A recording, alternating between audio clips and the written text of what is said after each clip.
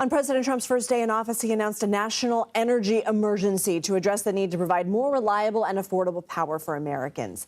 Since then, President Trump has reversed major U.S. policies on energy and environmental regulations.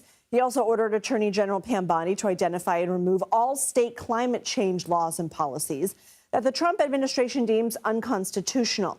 In February, the president signed an executive order establishing the National Energy Dominance Council to help increase U.S. energy and fossil fuel production.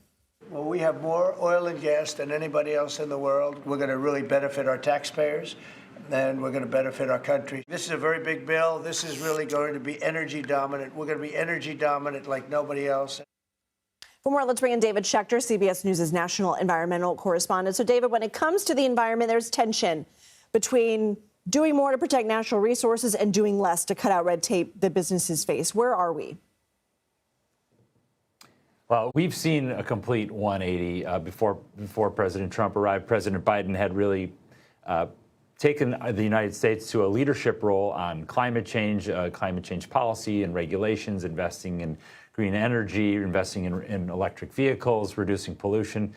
And now we have basically the exact opposite. President Trump has removed regulation, removing enforcement, making it easier to drill for oil, making it easier to burn coal, easier to pollute, all kinds of things. And so the balance that you just talked about there has tipped from enforcing the environment and making the environment as clean as possible to really very pro-business, let's remove all barriers and all regulation.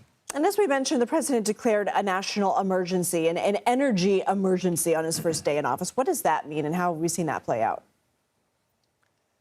I think it's an interesting look at the sort of the playbook of the administration that was the justification they've used for so many of the changes that they have implemented. But basically, the emphasis is let's get away from renewable energy and let's make our way towards fossil fuels and coal and things like that. There's an understanding in the administration that there's going to be a need for AI and data centers, and we're going to need energy for that.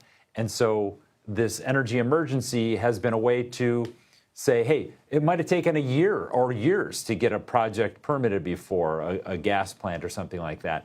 And now they're saying they can get that down to a month. And that's just a clearing away of regulation and making it very easy under this guise of this emergency to do those things. What are the impacts of the layoffs that we've seen in the firings at the EPA and NOAA?